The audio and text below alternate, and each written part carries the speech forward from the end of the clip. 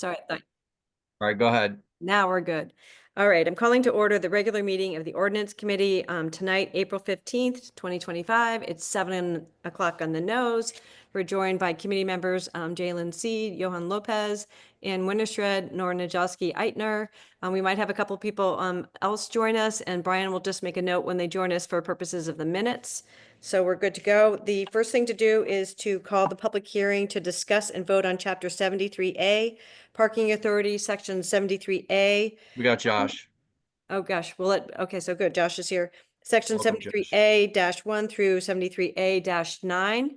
And what I'd like to do is ask Mr. Travers to say perhaps 2 sentences about what this is, and then we'll open the public hearing. All right. Thank you. Thank you, Chair Shanahan. So my name is Jim Travers. I'm the Director of Transportation, Mobility, and Parking. The item here today is the enabling legislation that would allow the parking authority to issue citations citywide. Currently, right now, the ordinance restricts them to the managed parking areas, i.e. metered parking. Right. And the parking authority gets frequent requests from residents to issue citations for challenges in their neighborhood, cars that are parked too close to the corner, cars that are parked in the driveway, cars that are blocking a fire hydrant. Those calls are transferred to the police department. The police department quite often doesn't have the resources available to do this. We have been in contact with Chief Walsh, who is in support of this, allowing the opportunity, freeing up officers' time for more important matters, and moving the citation process in its entirety to the parking authority. And it also does allow us to set the stage for additional programs such as potentially residential parking, which has been a frequent request, and we have been unable to respond to those requests because of the legislation. So all these will come into place with this. So we think it is a great positive for the city moving forward. Great. Thank you so much. So, Brian, if you want to see if anybody has their hands raised to make any public comment on this proposed ordinance. We only have one attendee so far. It's Mr. Bonifant. Rich, if you would like to speak on this matter, the parking authority, please raise your hand.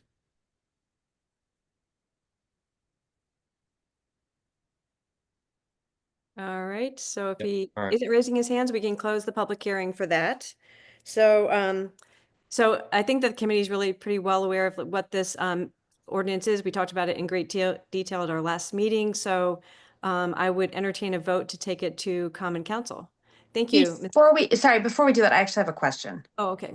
Sorry about that. So I should have asked for questions. All right. So I am generally in support of this, and I think it makes sense, but I remain, and I went back and looked at the minutes to see that I did ask at the last meeting, I remain uncertain as to what the parking regulations are and who establishes them, where those can be found. So, it does not appear to be a defined term. And so I'd like some clarification as to what parking regulations means in this ordinance. So any regulations, any change, parking regulations would mean, establishing no parking, right? Establishing time limits to parking in particular areas. Sorry, let me just be clear. I totally understand that.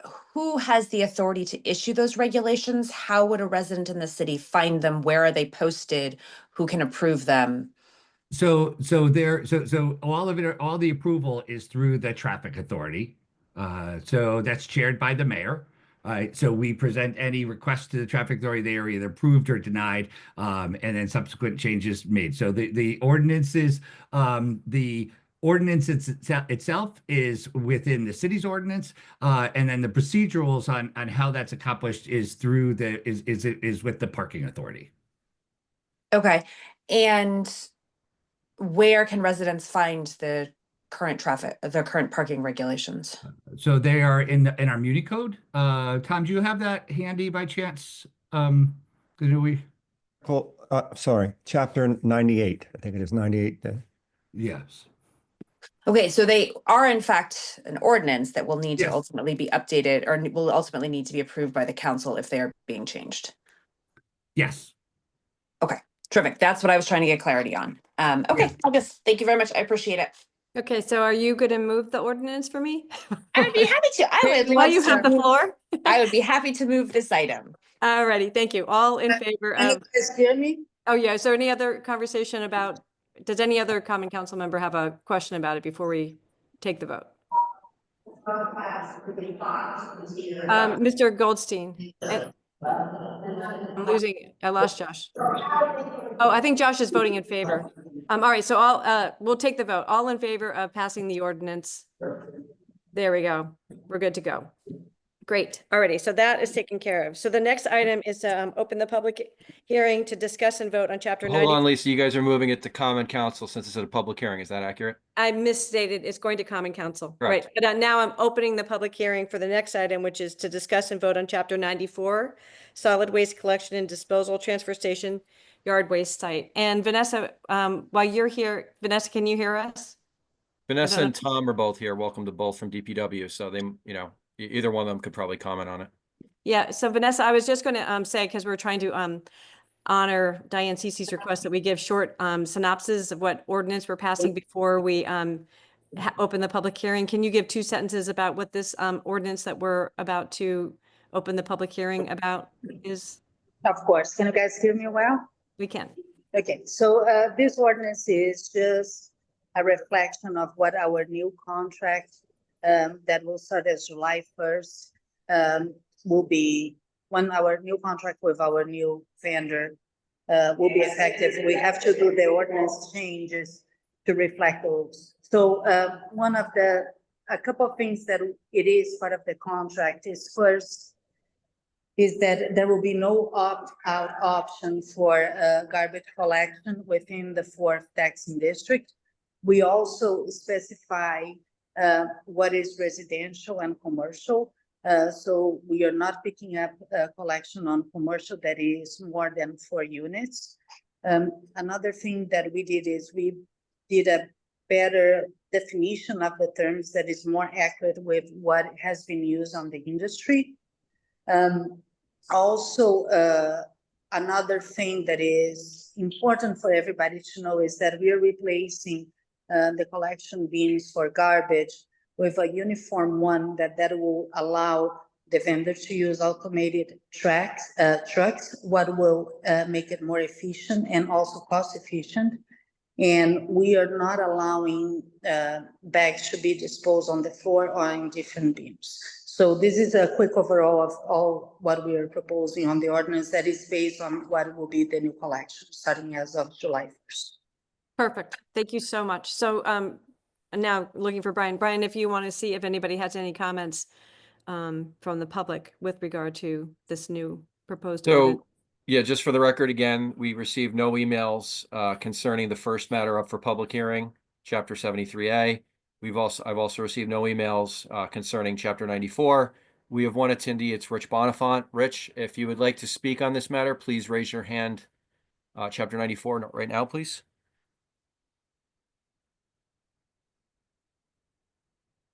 We just had another attendee. So again, if anyone would like to speak on Chapter 94, please raise your hand now. Otherwise, we will close the public hearing.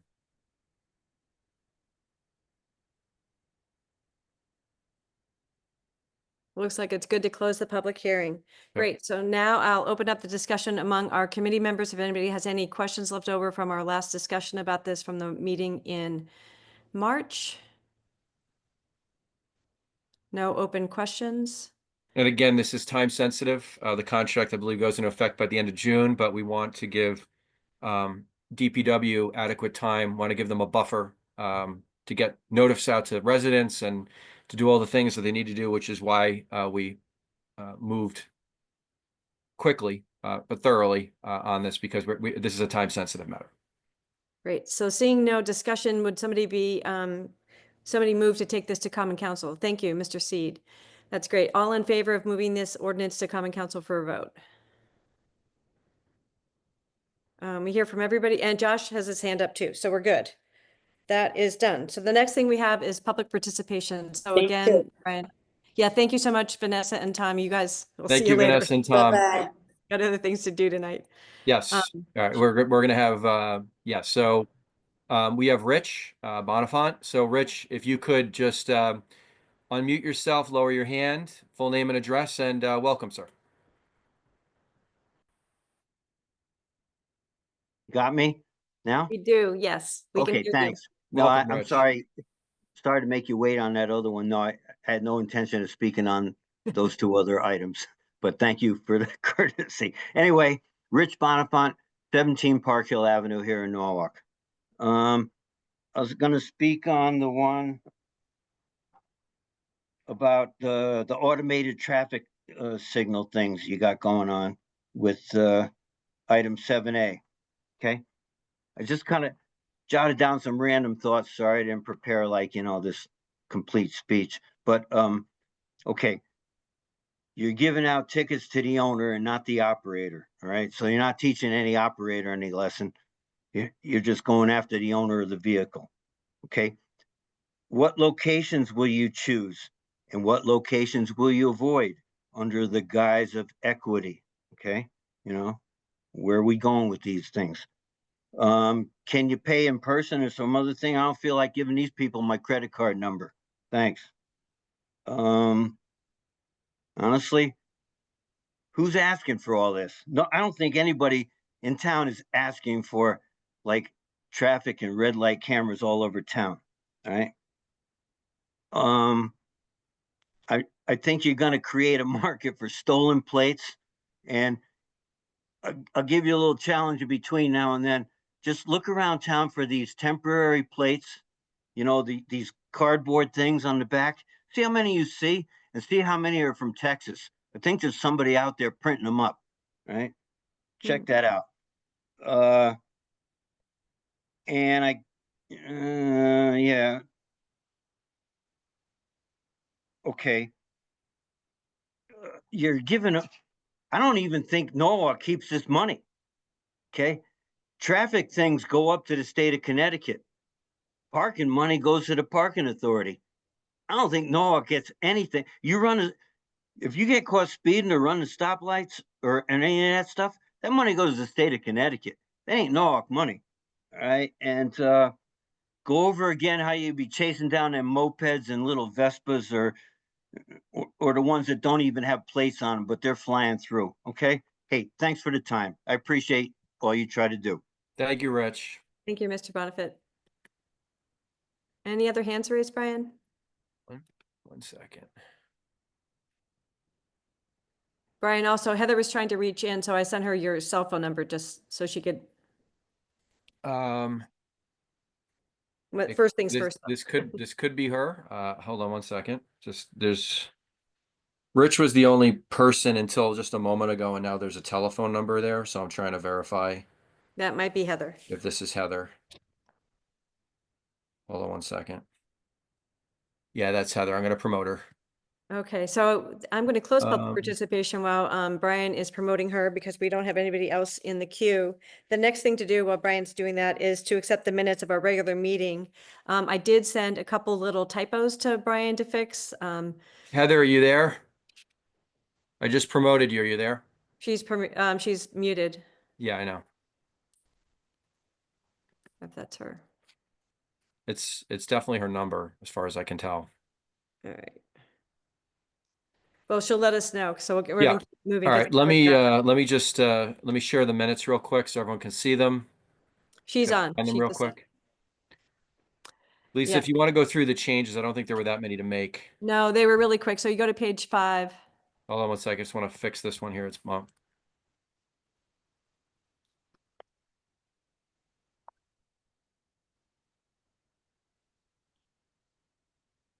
going to bother me. Okay, page 5.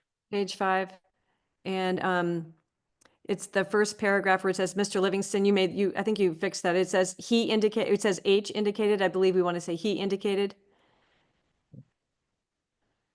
In the first line under new business, Mr. Livingston gave an overview of the use of automated traffic enforcement safety devices. He indicated. And then in the third line, we need to make a space between providing and they.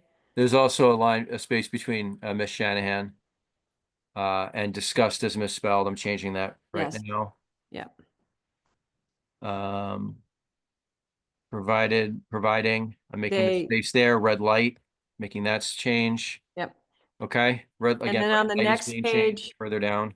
Yeah, and the next page, Garrett Boella's name is misspelled, starting with it's like all the way, kind of the second paragraph or so, maybe. You'll see, Yeah. yeah, there it is with G, it should be, yeah, there we go. Those are my changes. Item- Just quickly, it should be, he explained that. Well, no, okay, that's all right. Stating, a point of stating there might be a spacing issue here in the third Yeah. line. I'm not gonna be that fussy Nope, about it. okay. I do Anyone else need- have any other changes? Did I move the minutes, though? I don't think we have somebody who's moved it for the minutes. I'm sorry, on the next page, it's Mr. with a period, Mr. Livingston, and metered. There's an issue with spacing there with them changing. That's on page 7 of for the record. Those are all spacing issues. Does anyone else have any other changes? I Nora mean, raised for her being this nitpicky, that paragraph right there, you don't have a Ms. in front of Najelski Eichner.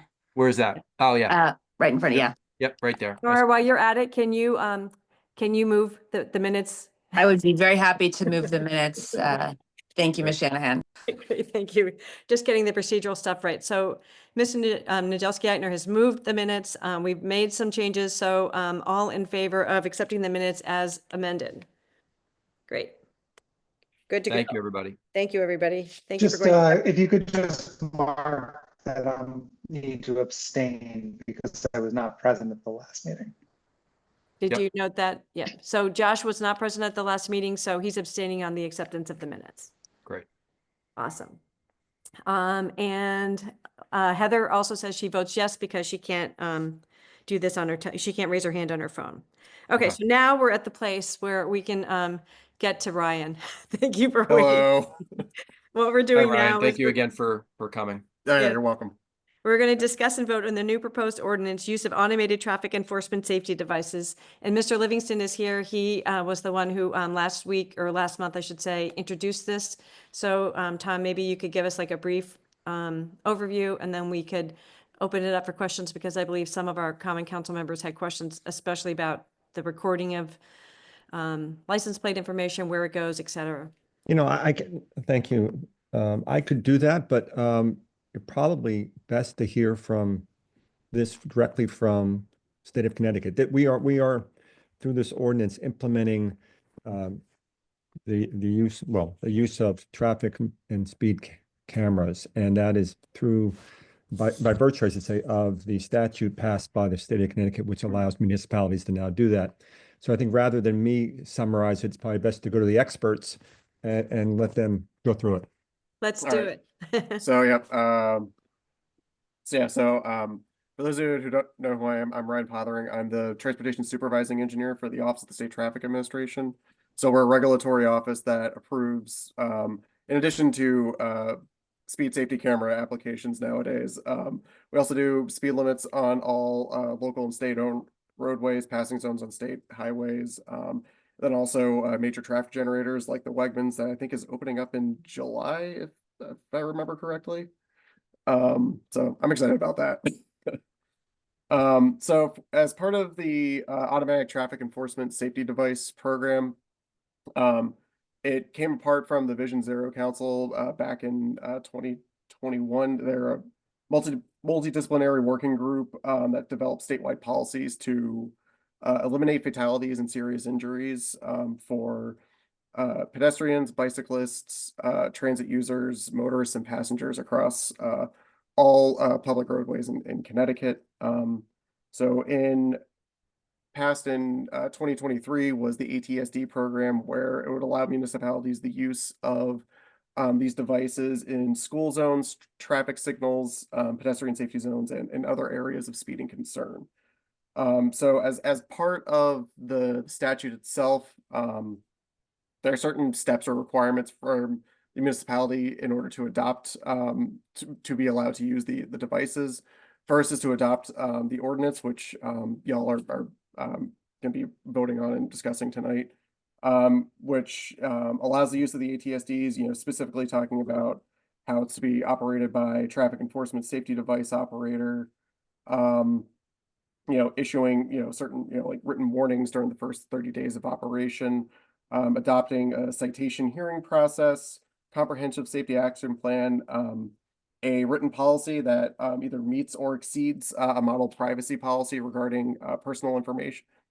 And then, once that's accepted, then the municipality would select a number of locations that would benefit from the implementation of these devices as part of what's known as what we call just an ATESD plan.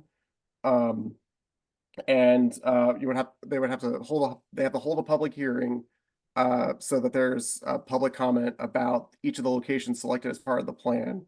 And then the municipality has to vote to approve the plan itself before it gets submitted to the OSTA as part of our review process. So once that's all set, once a plan has been approved and it's been submitted to our office, we just do a quick cursory review to make sure that everything as part of our ATESD plan checklist has been submitted to us. Once that's set, once we see that everything is complete, we have 60 days to review the full application in order to determine whether to deny the plan, accept it in full or partly accept it based off of number of locations. Because during those 60 days, we're trying to determine whether or not the location selected improves the safety at the chosen location, either reducing speeds or reducing crashes or reducing instances of red light running. And then also checking to see if they're equitably distributed, so that the locations are not overly concentrated within or around underserved communities. So usually, as part of our review process, what we have done is we've also just provided comments to the municipalities to let them know what they need to change either on an aerial plan or submit to us for more information in order to, help get to that approval. So we've been so far we've received 8 applications. We've already only approved 1 plan in the town of Washington. But for the remaining 7, we've, throughout the whole process, we've been working closely with municipalities to go over the locations and to help, review the plans with them to, essentially move towards that, accepting the plan in full. So if there's any like major issues, we try to discuss it as openly as possible with the town. Following the approval of the plan, then there's 30 days prior to the operation of any device, municipalities have to develop and implement a public awareness campaign to remind the public to obey speed limits and then to inform them of where the camera locations are going in. And then they have to make sure that the operators of the devices are trained in order to go through the footage for the for issuing out the citations and the violations. And then within 18 months of the device being first operational, what's called like an initial report needs to be submitted to the OSTA and then to the Committee on Transportation from the state legislator to report on the effectiveness of the device itself to show that the device in its operation is actually improving safety in that area. And that includes data really just on the number of, like violations that are occurring, before and after the device was installed, looking at the crashes, the costs that are, the cost to maintain the device, the revenue generated from the violations. But it's just really that simple data. We're not really like looking, for us, as part of like the personal information or the privacy policy, like one under the statutes as it's been written, it's 14-307 F, I believe, where it talks about how any personally identifiable information cannot be disclosed by the municipality or the vendor except for the charging and collection of enforcement of the ATSD itself. Can't be used for anything else. Same, the storage, the information cannot be stored or retained by the municipality or the vendor unless it's for the enforcement of the ATSD device.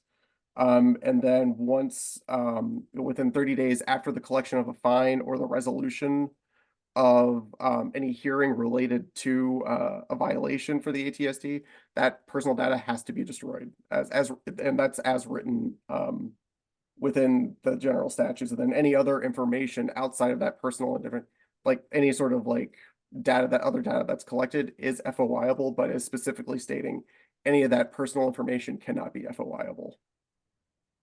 Trying to think of those.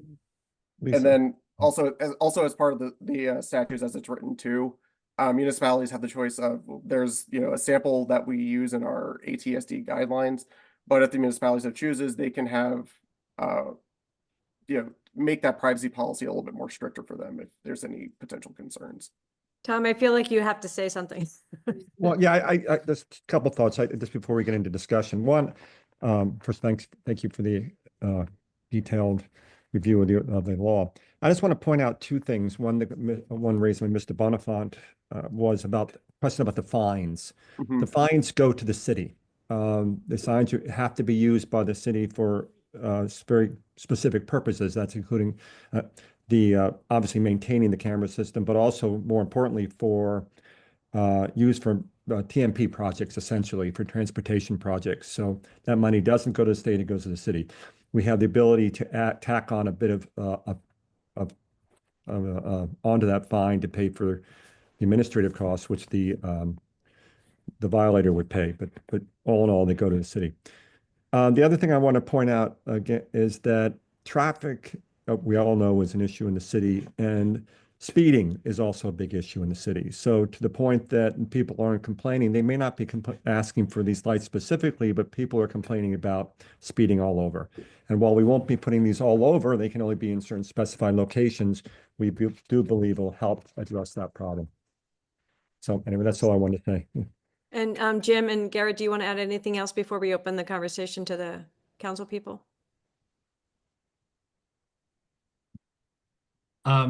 Gary, did you have anything? I could just tie it. I think, you know, the only thing I want to say is to tie into Tom, the number one issue that we get in the transportation department is, you know, is concerns of speeding from our residents, right? And I think, you know, these cameras actually have an opportunity. This has also been supported by the police chief as well. Right, but it doesn't bypass the police chief or any police officers from issuing citations, or it doesn't negate the challenges that we or the opportunities that we have with our transportation, the traffic team within the police department. But what it does do is it allows for the safe issuance of speeding violations in streets where it's not safe for a police officer to pull someone over, where they don't have the side, you know, where we have heavy traffic on the road, but we don't necessarily have the space for them to safely pull someone over, and they don't get to it, right? Or, you know, the issues, you know, such, you know, in streets that have a concentration of schools, right? We have a number of students there, and, you know, as we develop our network, further develop our network of sidewalks, we're doing this in a strategic manner to really with a concentration around schools. We want our students to walk to schools, and I think this is another opportunity to make sure that they have that they can safely walk to school. Right? I think this. I understand the challenges of these things and the concerns, but I think the issue here is, you know, this would be fair and unbiased. There would be an image secured so that if there was concern saying that wasn't my car, that plate would be, you know, it would be visible on an issue on a camera. So I do think that there's positive things to come from this, and number one, really being able to respond to residents who call us on a daily basis about speeding on their streets. Garrett? Yeah, I'd love to. I'll echo your words, Jim, and what Ryan's words too. This is primarily a safety program, and looking at the conduct crash database for Norwalk, looking at the last 10 years, we see over 15,000 crashes related to aggressive driving and over 1,000 crashes directly related to speeding. So this is part of a broader speed management strategy. It doesn't replace traditional enforcement. I think it supplements it. And again, all the funds from this program go into transportation investments based on the city's safety action plan. So I think it is going to be a great contribution to both not only addressing speeding, but also improvements, geometric improvements. So maybe one day we won't need all this speed camera related infrastructure on our roadways. Great. So thank you, gentlemen, for all of that explanation. So I'll open up the conversation to our council people to ask any questions they might have of the experts who have joined us this evening. Mr. Goldstein. Thank you, Lisa. And I'm sorry I don't have my camera on, but unfortunately the power is out on our street right now. So we are, Oh, no. it's like in the dark. No, it was a down tree. I think Eversource is on it. Well, but we'll see. Quick question about the fines. So obviously it says under section 7, you know, the fine for the first violation is $50, subsequent is 75. Here's my question. If a police officer is reviewing the tape and it says that someone, for example, is going over, let's say 50 miles an hour, which is a violation of section 14-219 of the vehicle and traffic law, right? Just excessive speed. Can a police officer issue a ticket both for violating this ordinance and also for violating, you know, state vehicle and traffic law? So I guess my question is, like, if you violate, you know, which one supersedes which? Like, has that, there sort of seems like a conflict of laws issue here.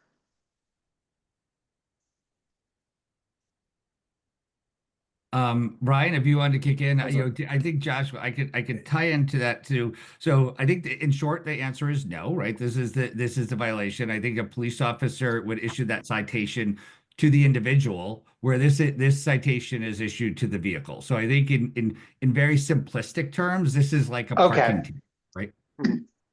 Right, Yeah, and it's- that's how I read it. So yeah, okay. I mean, I can't, so is this, are we talking about excessive speeds for like from state law standpoint, or is this city law standpoint?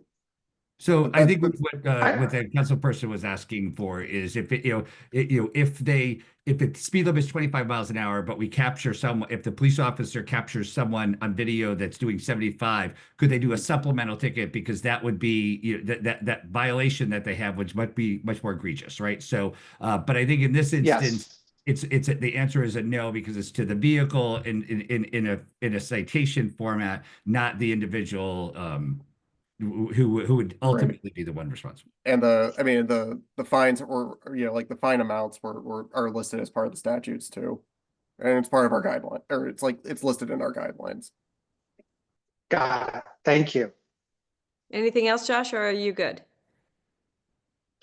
No, I'm good. I think this is, you know, quite straightforward. I mean, obviously, and I think, you know, Ryan spoke to, you know, the fact that these will be, you know, placed in, you know, residents will be given notice of where they are. And, you know, I mean, I imagine this is a program that's worked in a number of other municipalities across the country. And, you know, there's a reason why people do this.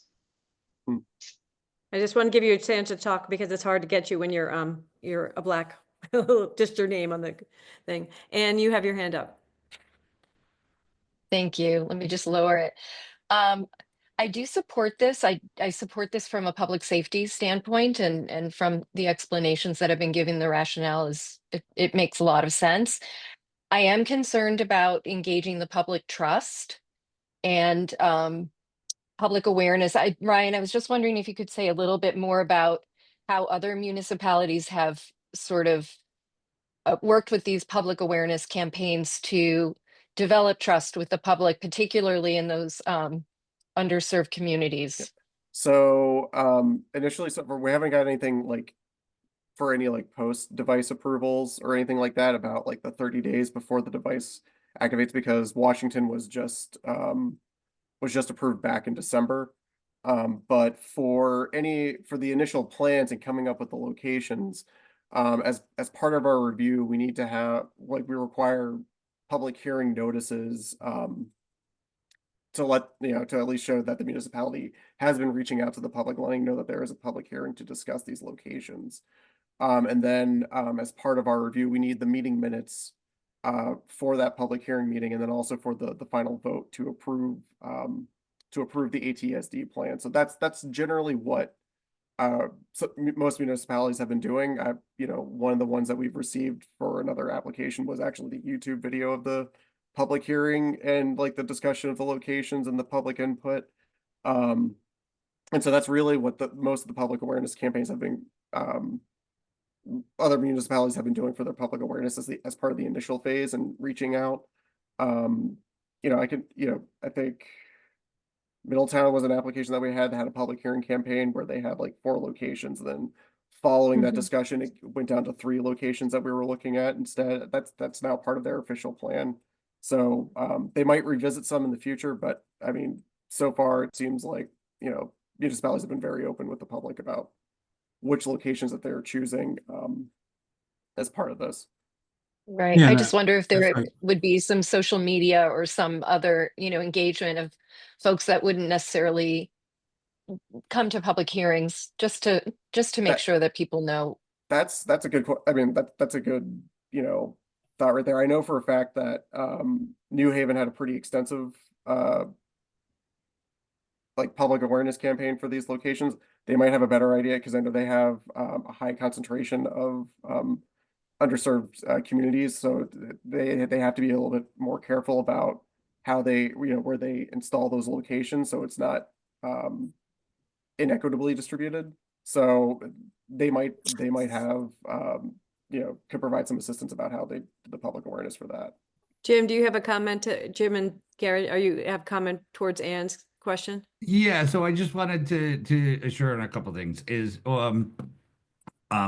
first and foremost, I think that we always want to we get to a point where we see this as a last opportunity, right? And I think that is a lot of the efforts that we have been making as we look to redesign our roadways in each of the opportunities. Our complete streets legislation really dictates that, right? It's about that shared space and about creating not overbuilding a road, but creating a road that's desired for the speed that that we want. We design it for the speed that we want, right?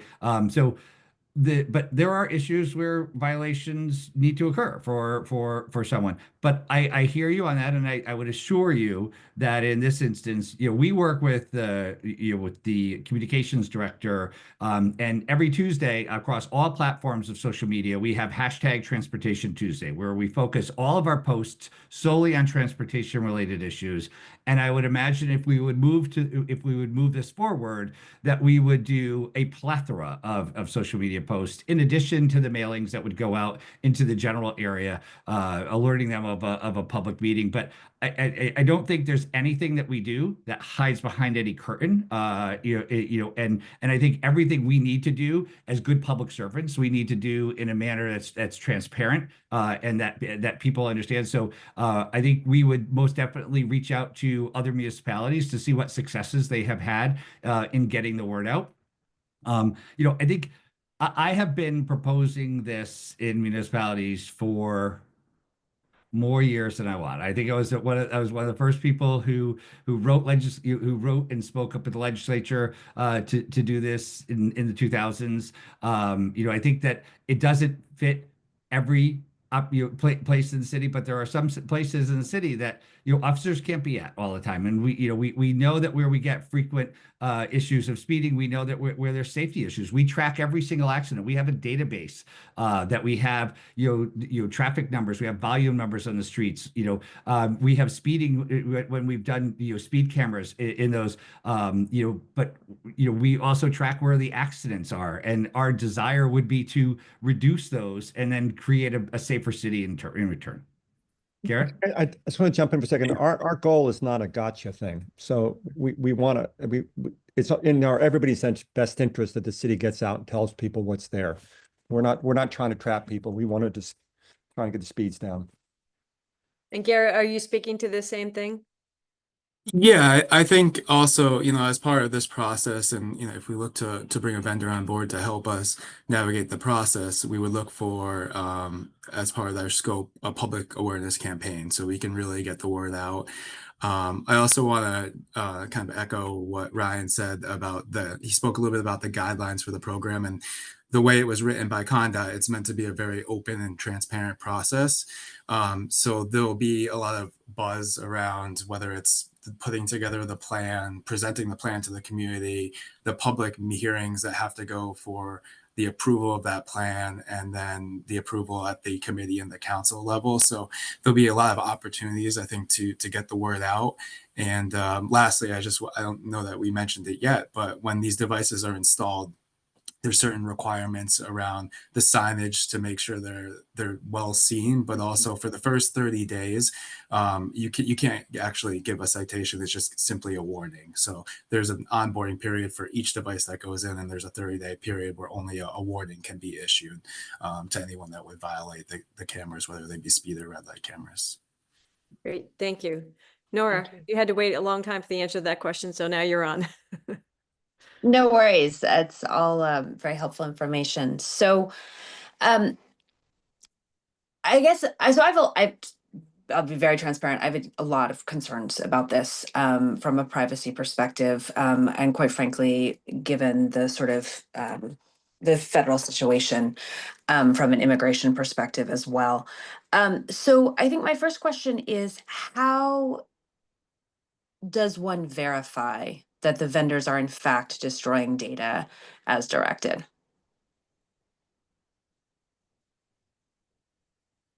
I think that's a pretty good question. I can't really speak of like the verification for that, but I think probably, or Garrett, you had something to chime in with it, or Yeah, I can just speak to it a little bit, but part of that process is because when we scope an RFP, RFQ, looking at how we audit these vendors, I believe there are some audit requirements in forthcoming through the guidelines, and then also within the general statutes as well, to making sure that these processes are being adhered to.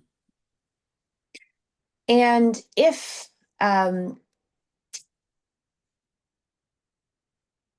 we found that data was not being properly destroyed or that the cameras were not being properly operated, what are our remedies available for residents whose data was inappropriately captured or maintained or misused?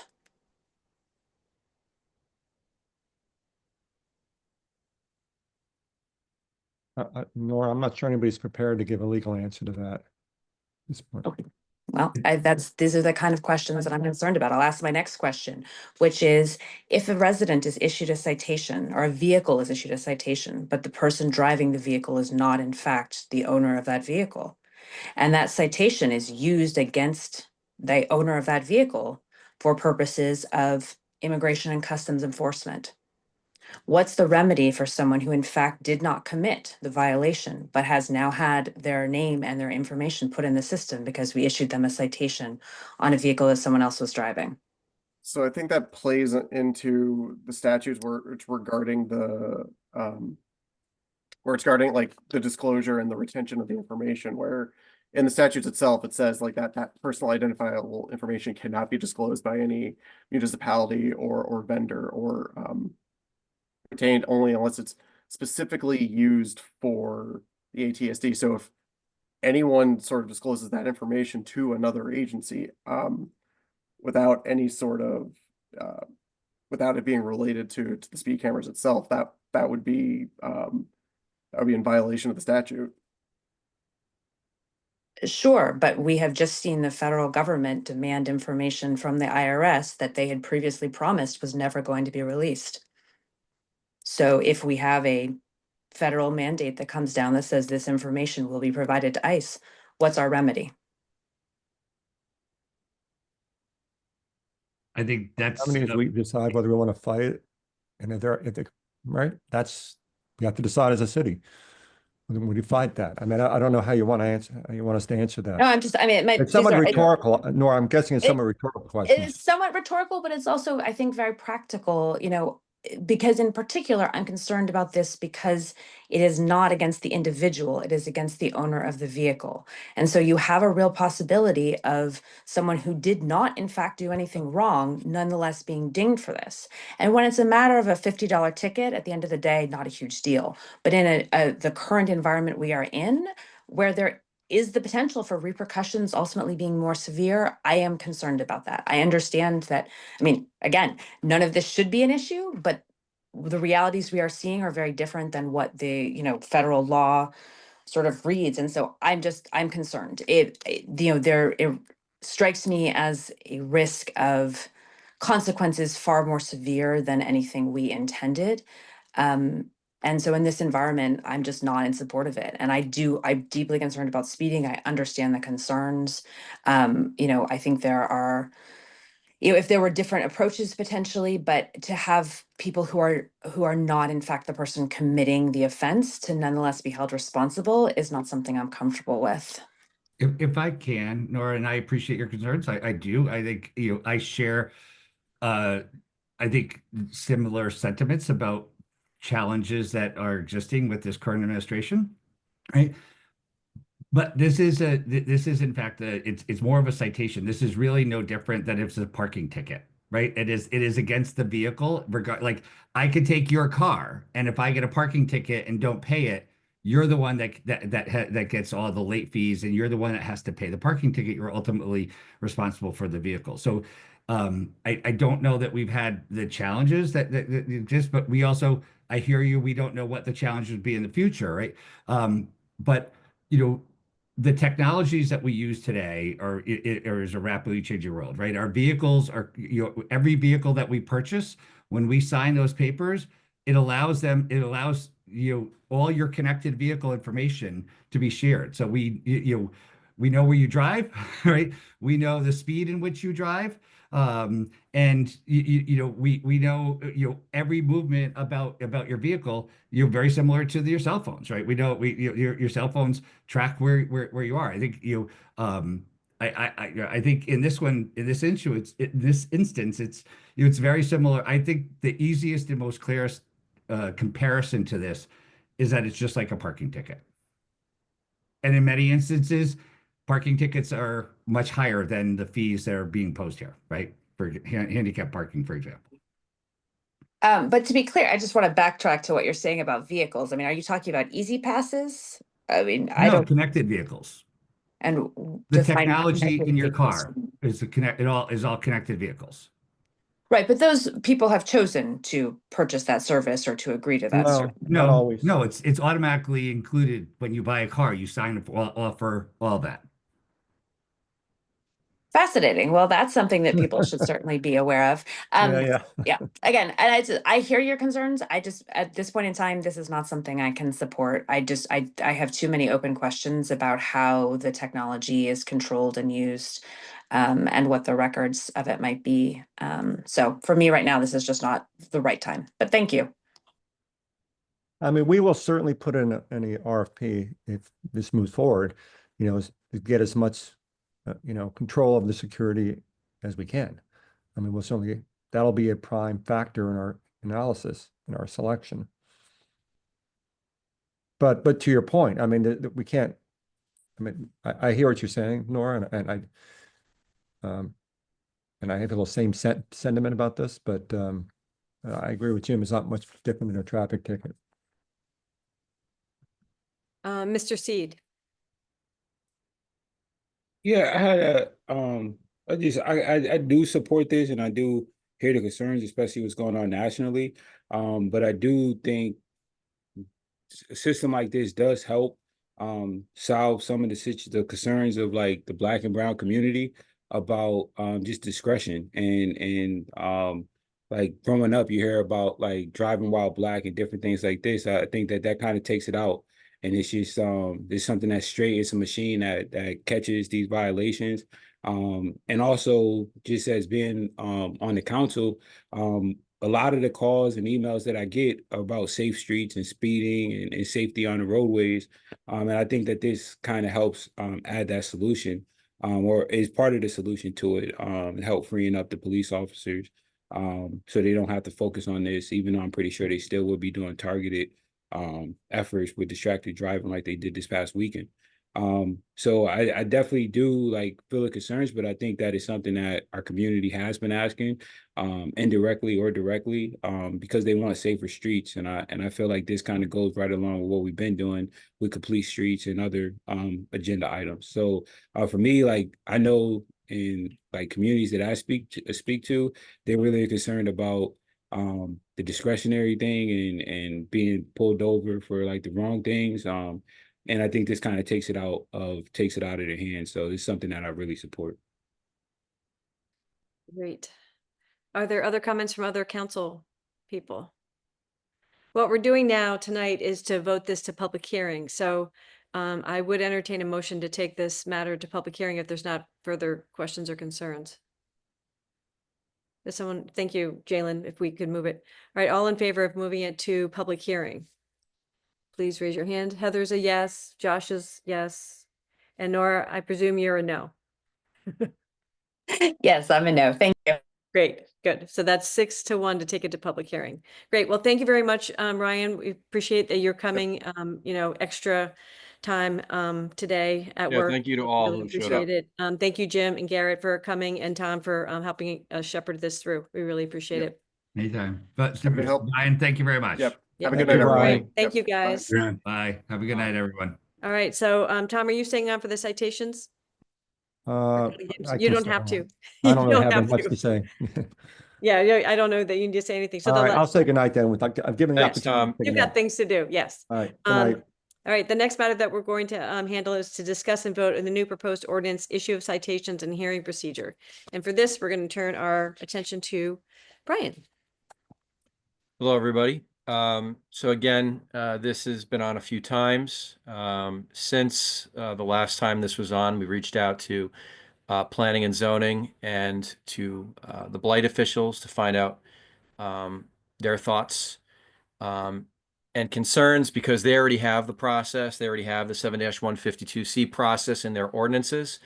And we wanted to see what comments they had, if any, because this issuance of citations ordinance would not be impacting the current ordinances that we have concerning blight and zoning. It would affect new ordinances that we want to go through the due process 7-152C hearings. Their only concern was that their ordinances remain intact because they've developed the process and they're going through it, and they're used to doing these things and they're moving them as quickly as possible, although people argue that they don't. We're trying to include others so that we have more due process and more hearings, so that others, whether they be health violations or leaf blowers or whatever it might be, that other people have the chance to challenge citations and allow them to go through a process before potential appeal is taken to the Superior Court. Again, most of these are fairly minor violations if we're not talking about, a blight lien or a zoning violation. But still, you want to make sure that everyone has the right to challenge these citations and allow an independent third party. We're recommending that it be an attorney like we have with blight and with zoning to hear these arguments by the person who's been cited. Great. And I think that was the question that we had. We just want to make sure that we are going to be compatible with what they do with planning and zoning and blight. Yeah, So, and just to answer again, because I don't remember if Heather was here the last time. I know there was times where she had to leave early. Again, these municipal liability, the people that are the citation hearing officers would be covered under our ordinances, much like an officer or an employee would be, as long as they're not doing something that is intentional, reckless, wanton, malicious, things of that nature. As long as they're doing something that is normal and within the course of their scope of employment, then they would be covered by by 67A of the City Code, much like any appointed or elected officer or an employee. Again, as long as they're not doing something that's malicious, reckless, or intentional or wanton, they would be covered. So I just wanted to make sure that that was indicated as well. And these go for all the citation hearing officers. And we'd obviously have to take a look at whether we need to retain new ones because we're trying to get, again, more of these citations heard in front of these 7-152C procedure type hearings. great. Nor, do you have some questions? I do, but I don't need to jump in front of if Brian, I was No. waiting for Brian to be done. No, I think we're good. We're ready for Okay. you. So since we're just talking about citations, is this the process by which people would appeal speeding camera citations and parking citations? So right now, when we have tickets that are issued, the law department are the ones that deal with parking tickets. We're the ones that hear the arguments made on behalf of people who are issued tickets, whether by police or by the parking authority at this point. We're not involved with the initial fines or anything like that. Obviously, that would be something that we would prefer to send on to a citation hearing officer because our department is rather small, and we would prefer to allow an independent attorney to hear these because obviously we're listening. We're city employees as well, so that would be something that I would like to see be transferred over. Health violations potentially, that's something else. The speed camera thing is something we could certainly look into, especially since we heard from Mr. Travers today that these are essentially like parking tickets. We could certainly do that. And again, as it pertains to that issue, because we're dealing with speeding, again, you would want, my opinion, you want an attorney who understands the laws and can understand arguments. We'd prefer to have attorneys as our citation hearing officers who are kind enough to volunteer their time. But those are two examples right there. I would also think some of the health violations as well. I think it makes sense for violations that are tied to real property would also make so potentially leaf blowers, because I believe it's the owners that would be that are fined, if I recall correctly. Lisa, it's been a while since I looked at it. Yeah. Yep. Anything that's tied to real property definitely makes sense, and certainly parking tickets, and if the speed camera thing also, because they're being referenced as parking tickets or similar to that. Okay. Yeah, I agree with you. I very much think these need to be attorneys. I would be concerned about having people making these decisions who are not attorneys. And just to jump on what you said, Nora, but I apologize to intervene. Yeah. We also don't want there to be an issue with non-attorneys not understanding due process. We want due process. And attorneys will understand when somebody potentially comes in and says, well, I just found out about this. You want to give them adequate time. We want people to be sensitive to this, and we want people that are challenging these things to have the appropriate amount of time to show up, because again, people usually have full-time jobs and they can't always get there on short notice. So again, due process is important, and that's why it's my opinion that it should be attorneys that are hearing these things, because they understand a lot of the underpinnings of due process. Absolutely. I could not agree more. I don't know. Did you hear about the non-attorney judge in New York State who got removed last year because he was taking the position that anyone who was brought to him by the police officer must be guilty? And yes, it was truly incredible. I just know that in New York, for example, because I grew up there, I know that judges are elected and you don't have to have a law degree in order to be a judge. So it doesn't shock me that there are non-attorneys that are judges in New York, because I even knew one. But yeah, the concern here is due process. Heather's actually texted me a question. I'll read it Okay. after, because she can't speak. So I just wanted to let everyone know that she has a Thank question. you. Okay, I have a bunch of other questions. So if you want to answer hers, and then I can go on with the rest of mine. Sure. So it just says, this is Heather. How do we get an attorney on that wants to volunteer? So right now we do have some attorneys that are currently working with blight and zoning. So the first question would be, do any of them have the ability to hear these types of citations? I don't know how busy they are and how often they volunteer. I don't know the answer to that question. I do know we have a number of them. And yeah, that's always one of the concerns that we have, is that we don't have enough volunteers, whether it's on boards, commissions, or this. I think if push came to shove, we could probably ask these people that are obviously doing good to the community if they could hear a couple of these things while we're trying to get people. But this would also lead to the item of, when do you want this, if this is going to be approved and move forward, when do you want this to start, which would give more time for people to be found. I hope that answers Heather's question. And I understand the not wanting them to be city employees and independent. Is there some fine line between being a city employee and offering a, per diem you know, sort of rate regardless of, again, decision or something. I don't know. Obviously that Yeah. becomes a budgetary question, but is Yeah. this something we have considered? Well, I mean, one of the issues that we have right now, as I said before, is the law department currently sits as the arbiter, determiner of parking tickets right now. Right. So if, I mean, I'm not advocating for this. I'm probably going to be kicked out of my office for saying this, but push came to shove, we could, in theory, do this because we hear tickets from police officers. We hear tickets from the parking authority at this point. I would prefer to avoid that because we don't want people thinking that we're going to rubber stamp decisions by other city employees, and that would be one of my arguments for Right. having independent attorneys be these citation hearing officers for these issues, but also for parking tickets, because we just don't want that argument. It's not a valid argument, but we don't want the argument regardless. Totally. No, I completely get that. I was just wondering, if we find the volunteer pool is thin, Mhm. if you're offering a, $200 a day per diem, could that increase I don't know, but something for us to consider. I don't think we need to resolve it now. Sure. I mean, I we can can just tell see you how that the- former corporation counsel Bob Maslin, I know, does a lot of work, I think, with planning and zoning. I mean, he's a wealth and a fountain of knowledge. We'd be lucky to have him if he were to say yes for this as well. Yeah. But I mean, and I've never known Bob to say no to anything, quite honestly. He's very good. That's great. We want those kinds of people, obviously.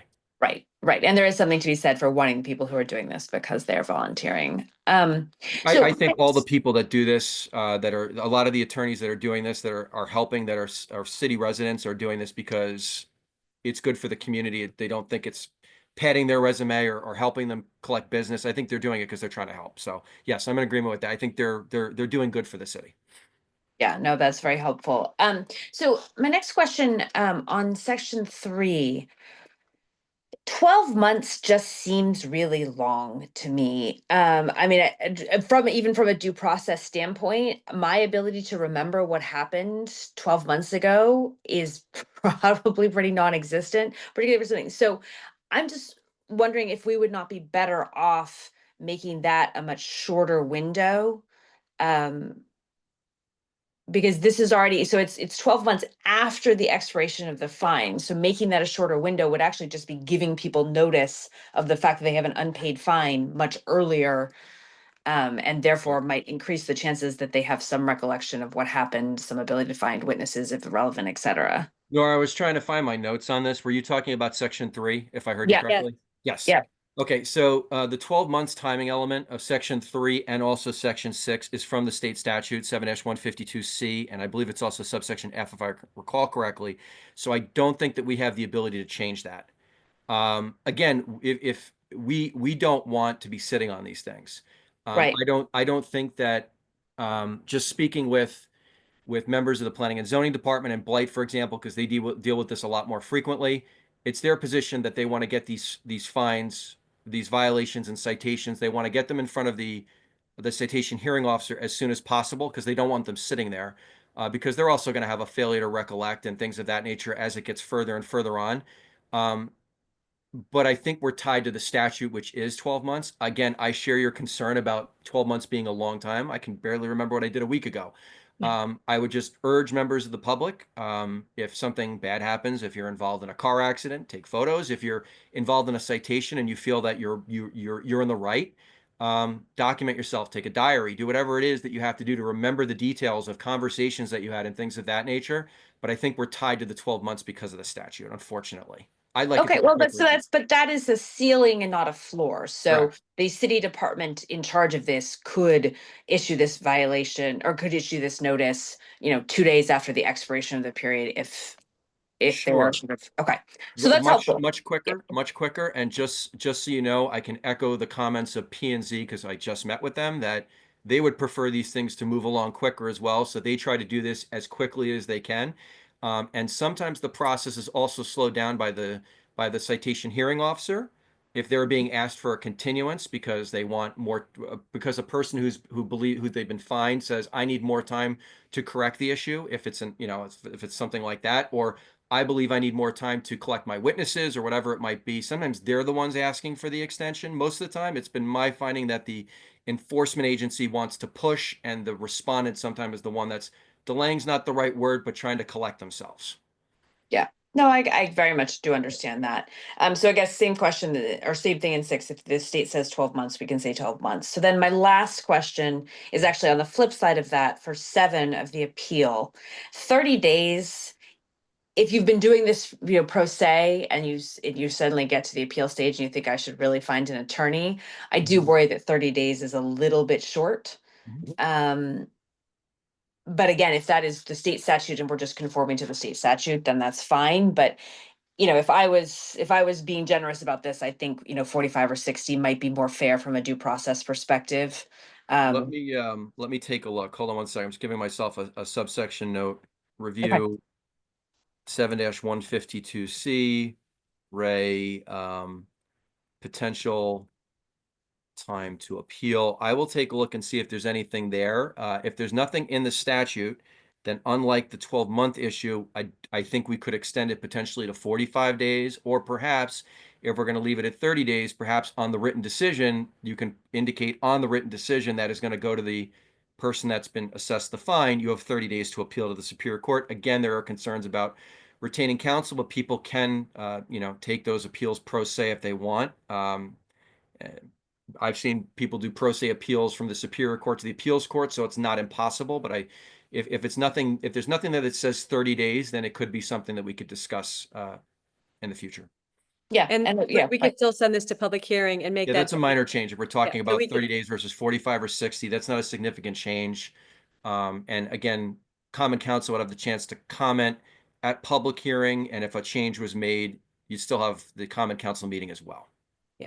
yeah, So makes why don't- sense. Yeah, so Brian, if you wouldn't mind looking at that, we'll vote Sure. this forward, if assuming we have the votes for it.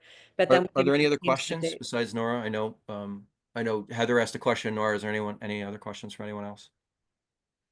No? Okay. I am seeing none, so I will entertain a motion to take this to public hearing at our next month. Thank you, Nora. All in favor of taking it to public hearing at our next meeting? And Heather says yes, and Josh probably says yes too. Well, we know that we have 5 or 6, I mean to say. Great. So our last item tonight is a new item. Oh, hold on one second. Josh says that he votes yes as well. Okay. So good. So we have all 7 of us voting it forward. The last item on our agenda tonight is discuss and vote on the Code of Ethics, Section 3211 on subsequent employment. And Yeah. again, this is a Brian thing. Yeah, so I'm just putting this one up, unlike the other ones, because this is the first time that this is on. It's time sensitive. It's not as time sensitive as the Chapter 94, which I mentioned earlier, but you can see in 3211 subsection B that this is about restrictions on subsequent employment when an individual has been served as an officer employee, and we're talking about working for the same agency. So as it pertains to the health department, we've had an issue apparently. I've been advised by Deanna DeMaria of the health department that we've had an issue retaining a medical director for some time. In the past, we've had issues keeping on medical directors, and right now we have a person who wants to serve as medical director that's retired, that has a very significant resume, somebody that I think we'd be better off having. And because of the prior issues with finding medical directors that can avoid this issue, because many of them come from our Board of Health, there was a request made by the health department to place an extremely limited exception for one position, which is the medical director, that notwithstanding the other provisions of this code, the medical director shall be exempt from this restriction. No other positions, just the medical director. And again, this is because of a history that's been provided to me by the health department, that they've had an issue getting somebody who's qualified to serve as medical director for a period of time now.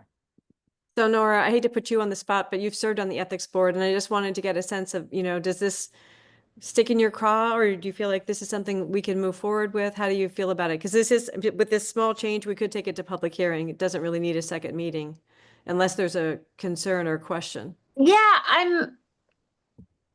I'm sort of torn because on the one hand, the idea of carving out like one person from a broad ethics rule seems kind of off to me. That said, I'm not, given the particularities of the situation, if you have, I don't really know what the ethical issue would be with having a board member board or commission member become the employee. Unless I guess unless the concern was that there was somehow undue pressure being put on the agency to hire that person. I guess that would be the concern.